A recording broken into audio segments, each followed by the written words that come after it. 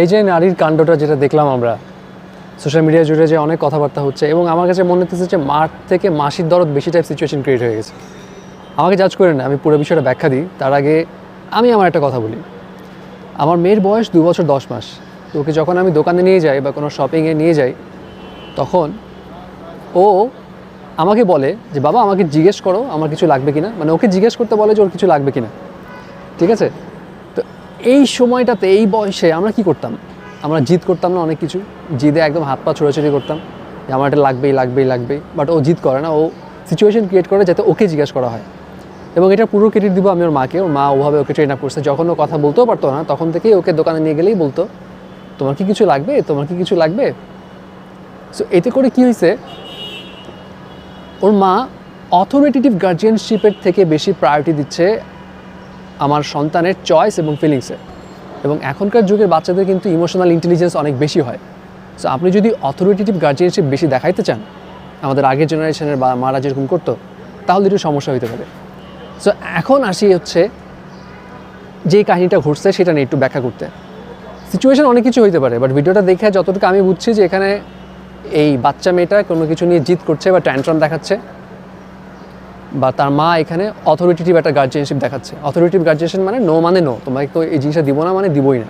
এবং এই অথরিটেটিভ গার্জিয়ানশিপটা রং দিকে টার্ন নিছে।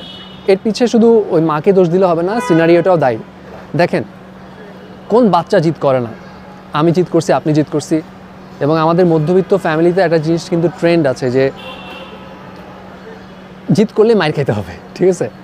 সো ছোটোবেলাতে আমিও জিদ করছি, আপনি জিদ করছেন, এবং আমাদের এই জিদের কারণে কিন্তু উত্তম মাধ্যমও কেউ না কেউ খাইছে, রাইট?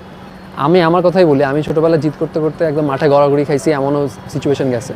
কিন্তু আমাদের ওই সময়টা কী ছিল না? আমাদের সময়টা ক্যামেরা ছিল না, মোবাইল ছিল না, ভাইরাল হবার টেন্ডেন্সি ছিল না, যার কারণে আমি ভাইরাল হই নাই। যদি থাকতো তাহলে হয়তো ভাইরাল হয়ে যেতাম। সো এখানে দেখেন সিচুয়েশন কি, একে তো ওই নারী অথরিটেটিভ একটা গার্জিয়ানশিপে আসে, তার বাচ্চা ট্যান্ট্রাম দেখাচ্ছে, এটা নিয়ে ফ্রাস্ট্রেটেড, তার উপর আবার এত ক্রাউড, এত মোবাইল, এইসব সিচুয়েশনে সে অভ্যস্ত না। এটা দেখে হয়তো সে আরও অ্যাঙ্গারে নিয়ে আসছে, আরও হয়তো ফ্রাস্ট্রেটেড হয়ে গেছে। এবং তার বাচ্চা যে অলরেডি ট্যান্ট্রামে আছে, সে হয়তো এত মানুষের ভিড় দেখে প্যানিক হয়ে গেছে, প্যানিকের কারণে সে তো আরও কান্নাকাটি করছে।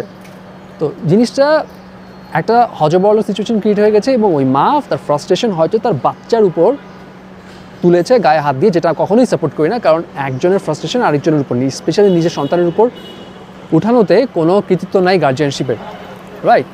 তো এখানে জিনিসটা এটাই বলবো আমি, যে আমরা অনেক সময় অনেক কিছু না বুঝে জাজ করি। সিচুয়েশন হলে অনেক কিছু হতে পারে। এবং ওই লোকটাকে নিয়ে অনেকে কথা বলছে যে হাজব্যান্ড কেন কিছু করলো না, সে কেন ঠান্ডা মাথায় বসেছিল, ভাই এখানে ওই লোক